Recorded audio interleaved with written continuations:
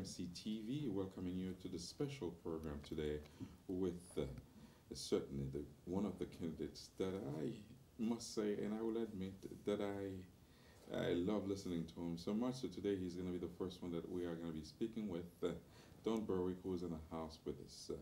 And it is with pleasure that you're going to be listening to an interview between just the two of us. We're welcoming you, and we're making sure that you're sharing this time together with others by calling them down and tune in, because at this time it's none other but the candidate for governor, Don Berwick. Don, it's a pleasure to have you again. Thanks for having me, Jean-Claude. Nice to see you again.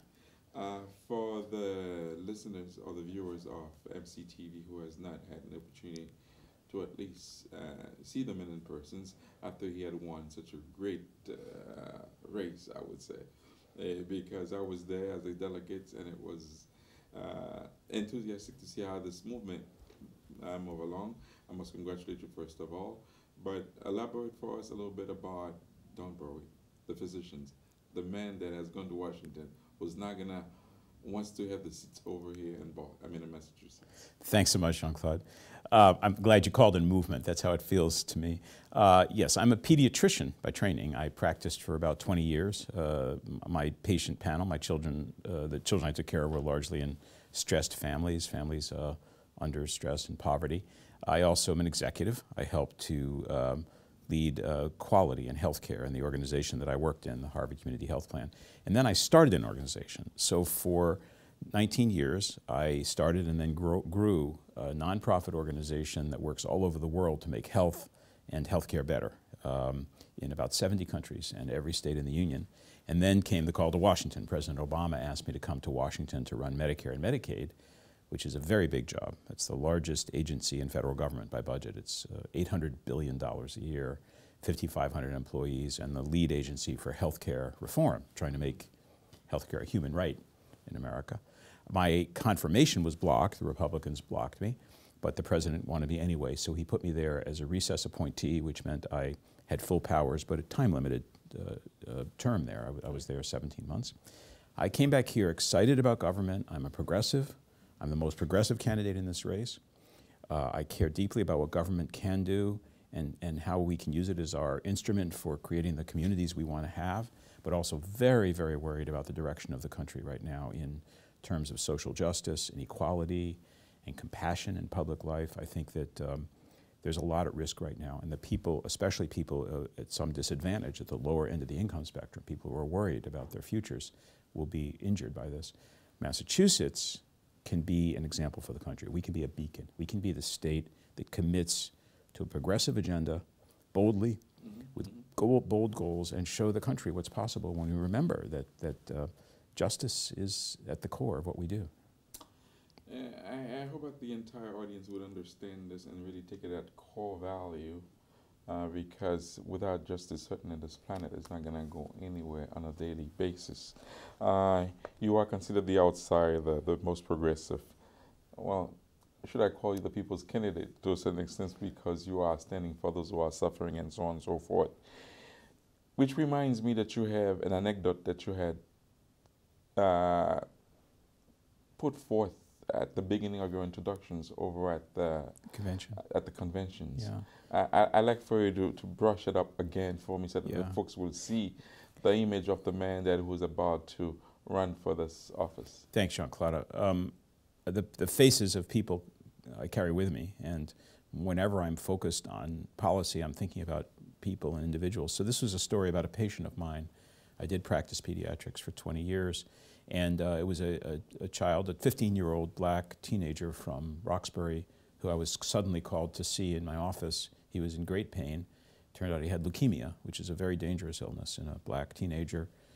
He was 15 years old, but we went to work. We got all of the magic of medicine to work for him. We did a bone marrow transplant, and he was cured. 4 years later, his leukemia went away, and it never came back. I call him Isaiah. That wasn't his name, but that's how I referred to him.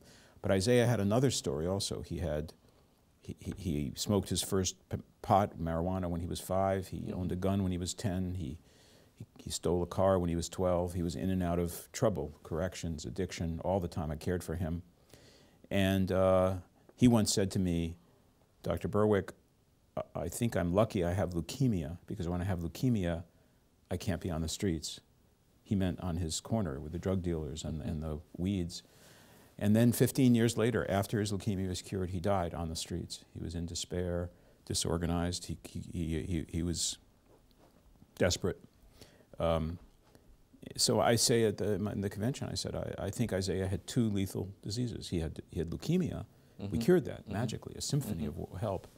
But he had something else. I think he had poverty, racism, vestiges of racism, injustice, inequality. They afflicted this young man and they killed him. In other words, they were stronger than the lethal disease that he had. Stronger than cancer. Stronger than cancer. And more than, so we could help, but when we organized around his leukemia, we got a symphony. We had the different chemotherapy and doctors and nurses. Everyone came around. When the problem is helping this young man with his drug addiction, with his poverty, with what he needed to learn to keep a job, what he needed to be educated, what he needed to have a safety net under him, we didn't have the symphony. It wasn't there.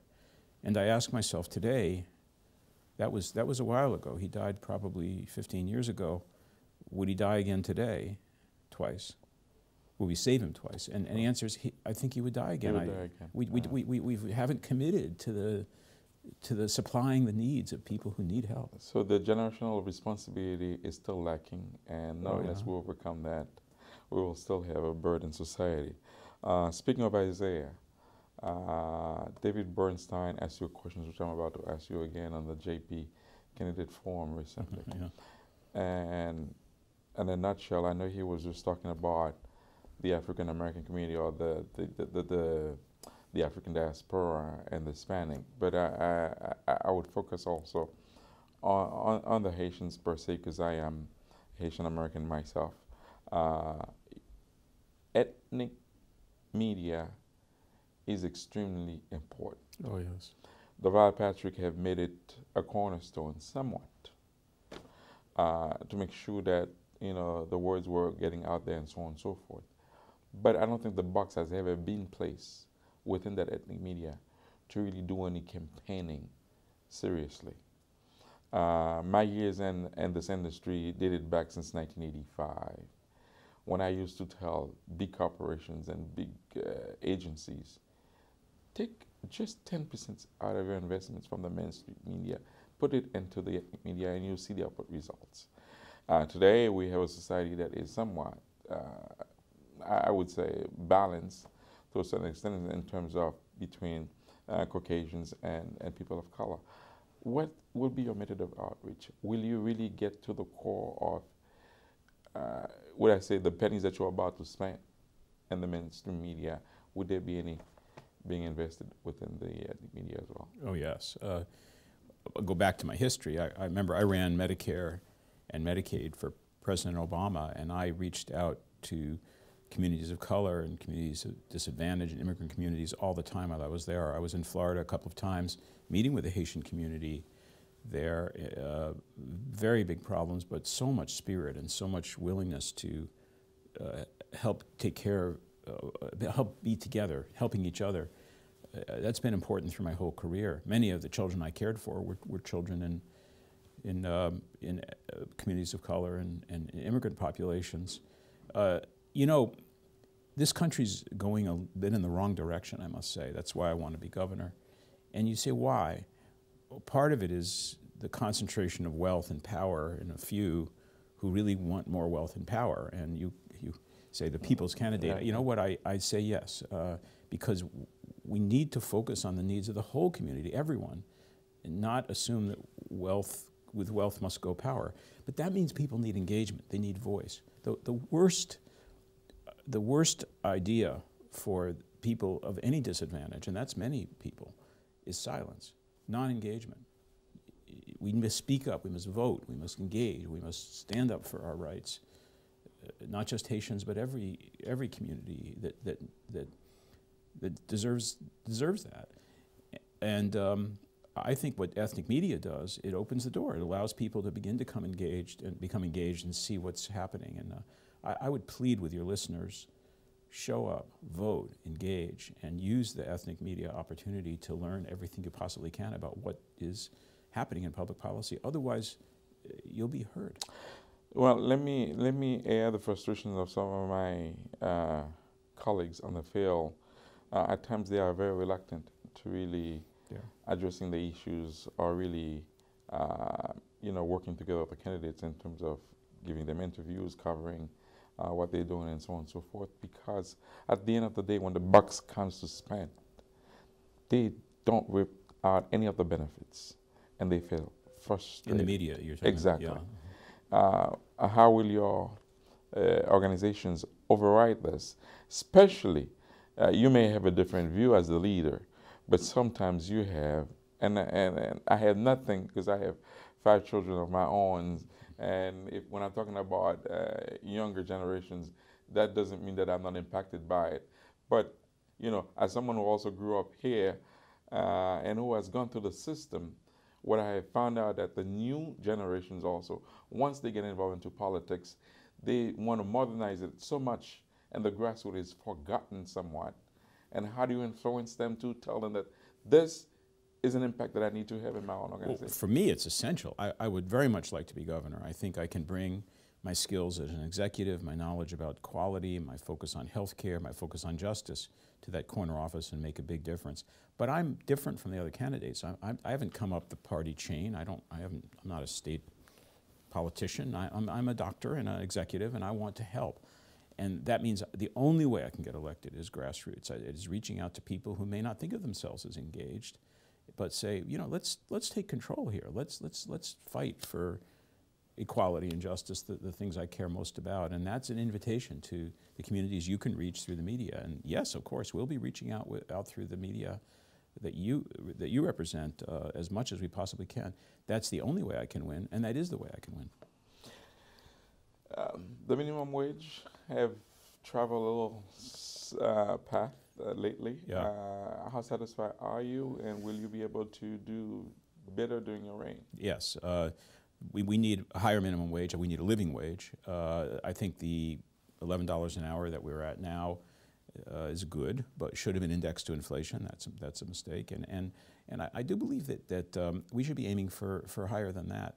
Seattle is and aiming comparisons, certainly. Why can't, and there's word in the press lately, which I'm embarrassed by saying that we are the first, whereas Seattle has already gone above and beyond. Seattle's headed for $15 an hour minimum wage. And by the way, they're going to take tipped workers who have a different scale here up to the minimum wage. And they're no fools. They're not doing that because they're particularly generous, although they are. They know that stimulates the economy, that when people have money to take home in their pockets, they spend that money, and that store gets it, and they spend it there, and they spend it there, and it comes back. It's just smart. Poverty, or near poverty, helps no one at all. It's an anti-business problem. I believe a progressive agenda, and I am the most progressive candidate, is a jobs agenda, because they work together. It doesn't help jobs when people are poor, or when people can't get proper schooling, or when they can't get into the economy. It doesn't help jobs to have undocumented residents not be able to have a driver's license and participate in the economy and be treated, and when they're treated unfairly at work. So a minimum wage to me is absolutely, yes, and only the beginning. A minimum wage today, now, even at $11 an hour, a family of 3 or 4, they're just a little bit above the poverty line. Our policy is you can be a little bit above poverty as a matter of policy. That's not good enough for me. But it's a very simple theory. If we can eliminate poverty, it will eliminate a lot of other burdens. Absolutely. And you can name them, certainly, as a physician. Certainly, it will improve on health. Yes. It will improve on education. Yes. And it will diminish crime, so on and so forth. So if that is a true picture, why isn't that we can? It's leadership. It's leadership. We've learned as a nation in the past couple of decades, for reasons I don't understand, to back away from the assertion of these progressive ideas. You're right. Poverty, drill down beneath the problem we have with corrections and public safety, between the problems we have with schools and their troubles, the problems we have in nutrition, and wherever you drill down, you will find poverty at the base. It's poverty among people who really are poor, and many more people who are close to it, who worry about will they be able to keep their job. Until we commit to equality and begin to fight this growing inequality in society, we'll pay a dear price. You can see it in corrections. In Massachusetts, we have 24,000 people in prison, 12,000 in county prison, House of Corrections, 12,000 in state prison. If you go speak to any sheriff, and I've spoken to the number of them, or prison administrators, they'll tell you half of them don't belong there. You know, they may have committed an offense, usually nonviolent, but their problem is substance abuse or mental health issues or despair, and they need alternatives to prison. To put people in prison and lock the door makes no sense. And we have $1 billion of new prison construction planned in this state. If I'm governor, it'll be zero, and we'll get people the help that they need. Interesting. So we are closing school, and we're going to be opening up prisons. It's immoral. It's not values-centered, and it's economically terrible. It's $42,000 a year to keep someone in prison. You give us half of that money for social services and mental health care and rehabilitation and supports to housing and transport. These will be people returning to society as productive, included members, adding jobs. I mean, we've got to come to our senses. I know, and then hopefully you'll be able to uplift that image and help us understand the importance of it. I'd like to remind everyone that you are watching MCTV at the moment with your host Jean-Claude Sanon, and my guest today is candidate for governor Don Berwick. Let's move on with. I definitely understand that there isn't much a governor can do as far as migrations. Even the president can hardly do anything. And right now he's taking, should I say, measure out of his, sleeves somewhat to really fight the legislators down in Washington. But however, here in the state, there are some issues of concern. Secure communities, in-state tuitions, driver's license for a term that you don't like, illegal immigrants, which they call them. But. Yeah, I've been taught years ago by a mentor, there's no such thing as an illegal person. Let's drop that idea. We're all here as, human beings. And when we're people among us, documented or not, they have human rights. Yes to driver's licenses, yes to in-state tuition, yes to protection of undocumented workers. I remember I met a few months ago a plasterer, a laborer, undocumented, worked for 2 months, has a 5-month-old baby, come here, worked for a contractor, unscrupulous contractor, showed up for his paycheck, contractor says, where are your papers? He knew he didn't have papers, he's exploiting him. And by the way, we should be prosecuting that. This Attorney General has not prosecuted the contractors that are taking advantage of this in this underground economy. Right. I think we should be inclusive. The Secure Communities Act is misnamed. It's insecure communities. It makes everyone frightened and hiding. And no, I think the Trust Act is proper. The sponsor of the Trust Act, Senator Jamie Eldridge, is my supporter. By the way, the chairman of my campaign is Senator Sonia Chang Diaz, the first Latina senator in the history of this Commonwealth. Right. What Mayor Joe Curtatone has done in Somerville is terrific. He's taken the Trust Act and he's put it into play as a mayor. We need that. We need to stand up for the people who are among us, whether they have papers or not. There are some, should I say, famous issues that you really go head to head with them, and you're really either or against them, like the ones that you have just mentioned. But there are a couple of them that I'm wondering, that I'm having a great concern over, the casino issues and your positions in it, and also recently, the Val Patrick is just trying to fight on the buffer zone.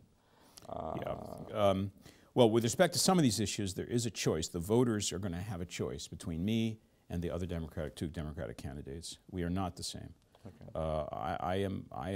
I put my boldness out there. So on casinos, I'm the only candidate opposing casinos and favoring the repeal. Casinos make no sense for this state. They add mental health problems.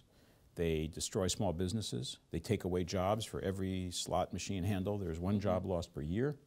They will cause petty crime and safety problems in communities. They hurt us, and they don't belong in this state. And we know that because other states have had them. I understand the moral behind this. If that is the case, I have nothing to say about it.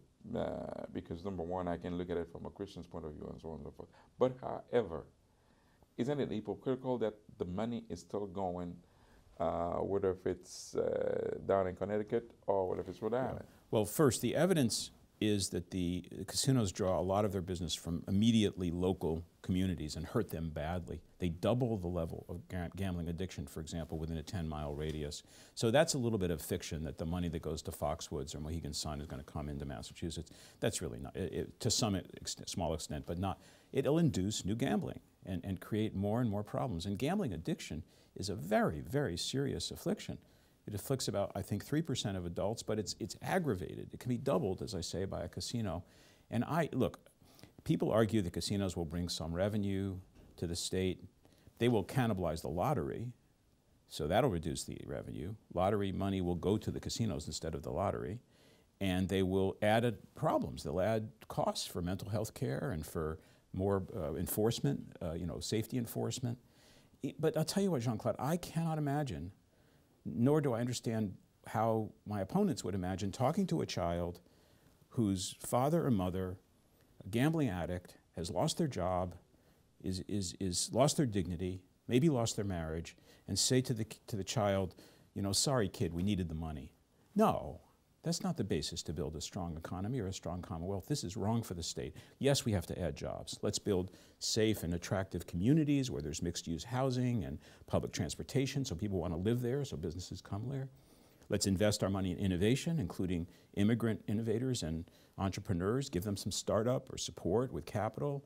Let's build schools, relationships with businesses, so the schools are helping kids acquire the skills they need to enter the workforce. Let's have an elevated minimum wage to stimulate the economy.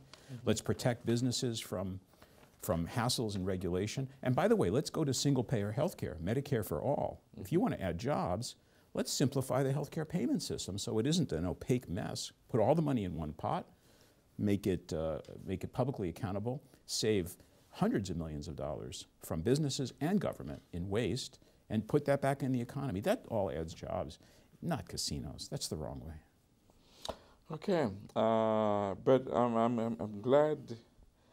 I'm wondering whether if it's not controversial because somewhat the legislators have already favored for it to go through, and coming up with this appeal right now. Isn't it controversial somewhat? Well, the public's divided now, but you watch. I think this repeal is going to go through, and we'll take back that law. We made a mistake. Okay. And I was trained as a child, when you make a mistake, you say so and you fix it.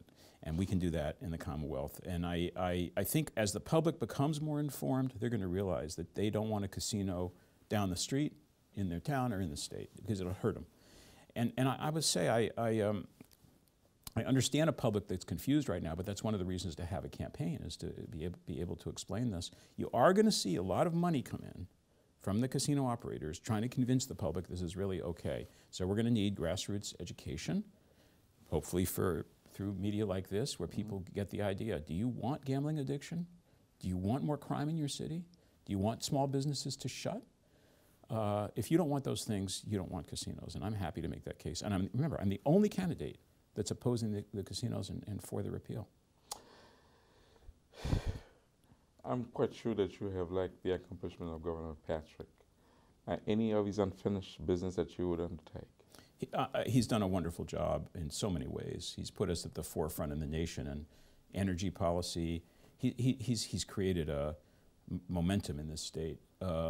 What I want to bring to that corner office now is my executive experience. I understand what it's like to lead a large organization. I led the largest one in government by budget. I grew a tiny one to world level. I understand what really good management and really good executive leadership looks like, that's focused on the customer. So when you're the customer and the citizen's a customer, everything we're thinking about is what you need, and are we meeting your need? That means reducing waste and being really disciplined about that. And when you attach that managerial excellence to the social mission of justice and equality, this Commonwealth can set the stage for the nation, and that's what excites me about that. And we've had management failures in the Commonwealth. We've seen it in the Division of Children and Families, the Public Health Department, the way that medical marijuana contracting played out. We need to build public trust, and so I will assert my experience as an executive as something I really want to bring into that office. Building public trust. There is a Haitian saying that says the client is king. Yes. I don't know whether if it's the same thing in English, but I would say that certainly you are nothing but a servant when you get into public office. Exactly. But for some folks, somewhat it changes their egos, their mindsets, and so on and so forth. Will you be inflicted by this? I hope so, and you got to catch me if you think I'm not. I mean, I think some of the people running for governor seem to want to run for governor because they want to be governor. That's not my view. I want to be governor because I want to help restore balance in our nation and our state around the human rights and the ability to have the communities we want. And you're right. A seasoned executive, someone who really understands leadership, knows you're never the boss. You're never the boss. With your workforce, the most you can do is invite them to experience pride and joy in their work and help them achieve meaning in their lives. And they all serve the customer. The customer for the government is the citizen, the resident, the person who needs the service. And we've got to be very, very responsive. When I went to Medicare and Medicaid, that's what I did. I mean, I had a very demoralized workforce when I started. They'd been left without a leader for 6 years by the Bush administration. I put out a new mission statement and said we'd be a trustworthy force and a major force and a trustworthy partner for the continual improvement of health and healthcare for the nation. I said we would follow values in the way we work, take away the boundaries, speed and agility, teamwork, innovation, customer focus. Those were my values. I trained people to how to do their jobs better. I did the training myself. 5,000 people, 4 90-minute classes. And I want to take that kind of investment in executive leadership into making this state the example the country needs. Gun control, which is a very important topic and subject. And somewhat I found that a lot of folks are just running away from it and not really want to address this issue. Well, I'm a pediatrician. I've seen the tragedies of gun violence. The child with leukemia that I mentioned, Isaiah, while I was treating his leukemia, his brother was killed by a gun blast through their front door. Guns, weapons of war, they don't have any place on our streets.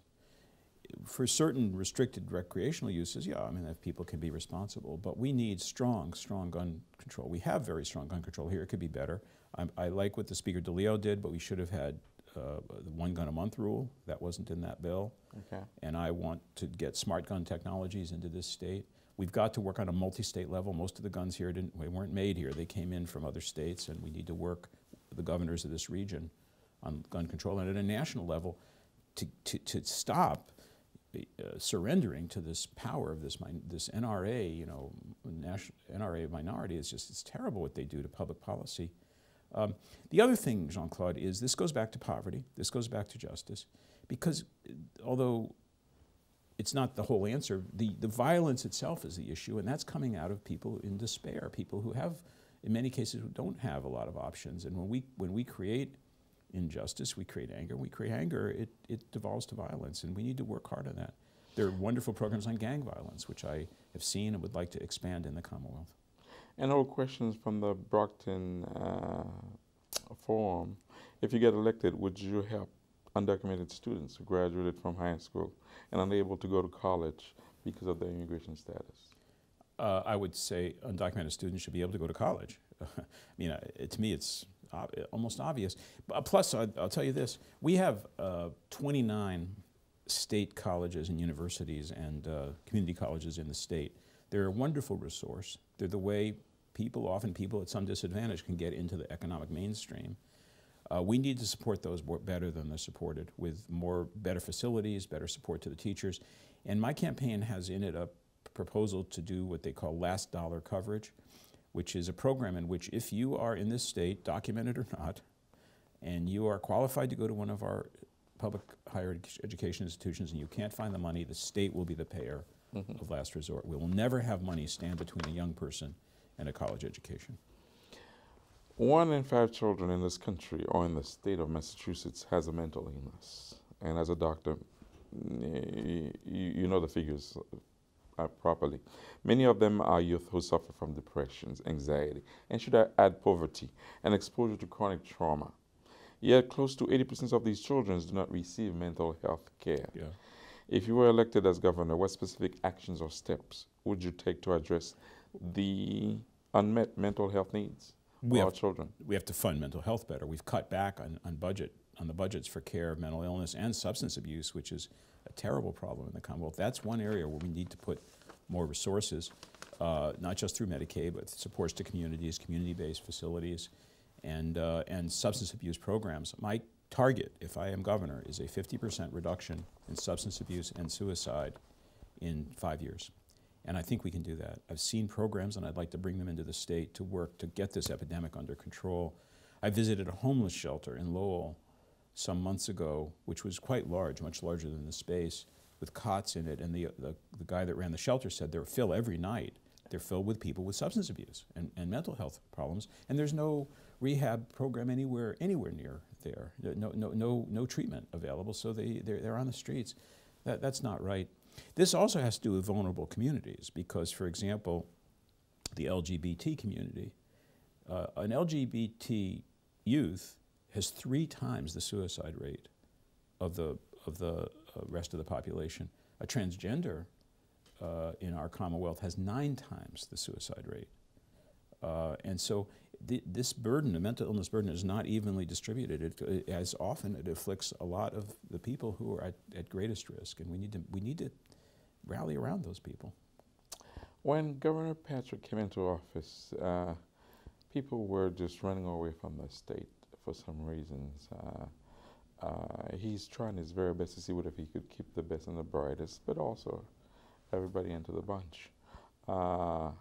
But at the rates things are going on right now, I'm scared to say that we may be facing the same migrations or people leaving the states. Yeah. Again, what would you do in terms of improving issues of housing here, which is very crucial, foreclosure, which is detrimental, and really having marketable housing for people with low incomes. Housing development is key. It's a very complex issue, but I believe that we can have far more affordable housing, low-income housing included, by better partnerships with private developers around a certain rule base. We have state lands that are not, and municipal lands that are not well used. I've seen programs in New York and elsewhere where, with relatively small amounts of encouragement and proper zoning rules, forgiving zoning rules, and smart growth, smart development rules, you can really attract private investors to come in and build mixed-use housing, where mixed-income housing, where there are low-income units and market-rate units in the same place. And I think we can do a lot more of that than we've been doing. I also have, given your question, I've got to go back to that other issue of health care. I am the only candidate favoring single-payer health care, Medicare for all. One of the reasons is to bring the cost of health care down without harming people, because if you go to people that are leaving the state, businesses that are moving or jobs that are shut down, and you ask why you're doing that, they'll say the healthcare costs are too high. We're the highest healthcare costs in the highest healthcare cost state and the highest healthcare cost country in the world. And I know from 30 years of work we can have better care at lower cost if we organize properly. And that's actually partly the answer to your question. If healthcare were correctly worked on in this Commonwealth, we could have businesses stay here more and make it more affordable for people, including young people, to stay here. And I must say the recent agreement reached by the Attorney General, one of my opponents, and the Partners Healthcare System is devastating for this state. It's putting into an agreement the continuing elevation of prices that are far, far too high in one dominant, almost monopolistic healthcare organization, and allowing them to grow even larger. This is a big mistake, and it's going to set us back if this doesn't get corrected. Educations and for pediatricians, you understand that it starts from the crib. However, the gap is still there. I don't know whether it's due to a lack of leadership. I don't seem to understand this problem. This is something that we should prioritize for the state that is called the state of education. and for us to be in such a... Yeah, it's another area where inequity has seeped in. So I mentioned already the higher education system, but if we go back to preschool, to 3-year-olds and 4-year-olds, that's a critical developmental period when children are getting the skills that will allow them to be successful when they enter school. We don't have universal access to pre-kindergarten in the Commonwealth. Right. I'm committed to that. We need it, especially for families under stress, single-parent families, families where they're having trouble with getting the resources for proper daycare or to get back into the economy. So yes, programs that help young children, 3 and 4-year-olds in early childhood education, and also support the parents or parent to acquire skills, to get vocational training, to understand how to handle stresses. Those work well, and we need to make that absolutely a guarantee here. For elementary and secondary education, it's an equity issue also. I live in Newton, Massachusetts. I've lived there 40 years, 38 years. The graduation rate in Newton is 96%, but the graduation rate in Holyoke is 53%. So we've got this very, you kind of roll dice, depending on what your zip code is, that'll determine whether you're able to really get the supports in school that you need. We need to revisit the local aid formula, the Chapter 70 and the foundation formula, so that's the budget that determines which communities get resources, and that's very, very out of date now. We have to invest more in elementary and secondary education, and I think the key here is teacher development. We've gotten way into standardized testing and high-stakes testing and teach the test and carrots and sticks. Doesn't work. It doesn't work when you're an executive. It doesn't work when you're in public policy. You have to help the workforce develop, thrive, get their skills, grow, and an investment in teachers and teacher development will pay off much better than another round of this high-stakes testing. I'm not for it. Okay, it's like a scapegoat method. Budget reappropriations for the different cities or towns that are failing somewhat. We would take Brockton as one. We'll take the city of Lynn. And there are quite a few. Your comparisons between Newton and Holyoke and so on and so forth. What would the governor do in his case to really make sure that the right appropriation is done? Well, revisiting the local aid formula is absolutely key. It has to be the foundation formula has to be modernized. That's key. We have a lot of unfunded mandates also in which the state legislature has told towns and cities there are things they have to do, good things, transport children who are homeless, provide special needs education, all of that should be done. But I'm more and more of the opinion that if the state chooses to assert a right or a service, it needs to fund that. The unfunded mandate to towns and cities is almost guaranteed to burden the towns and cities with the lower economic resources much more than those with higher, and I don't think that's proper.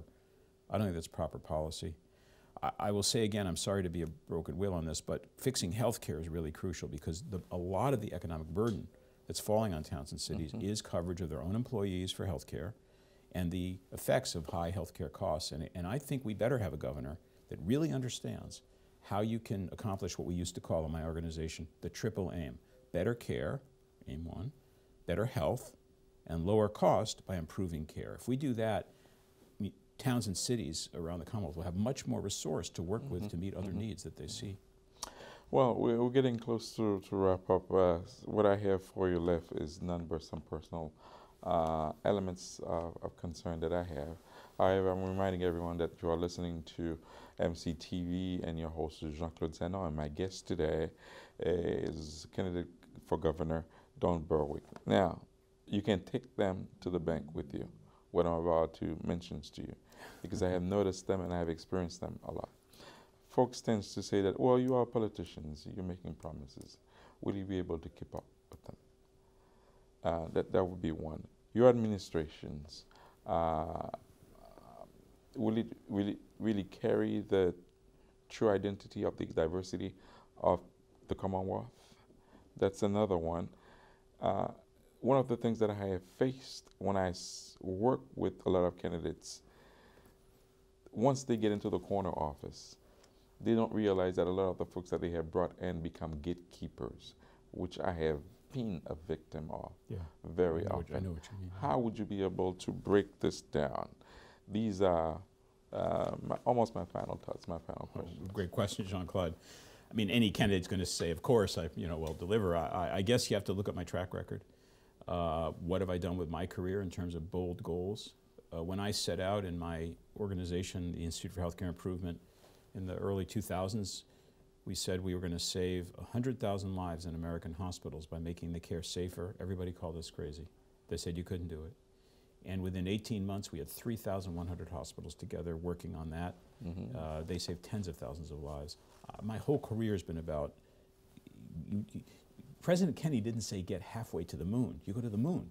And I think when you are able to articulate goals that people care about, let's end hunger in this Commonwealth. Let's end homelessness. Let's get on a road to end poverty. Let's be the first state to be free of fossil fuels. Can we know exactly how to do it now? No. But if we don't set the goal, one thing I'll tell you, we will never get there.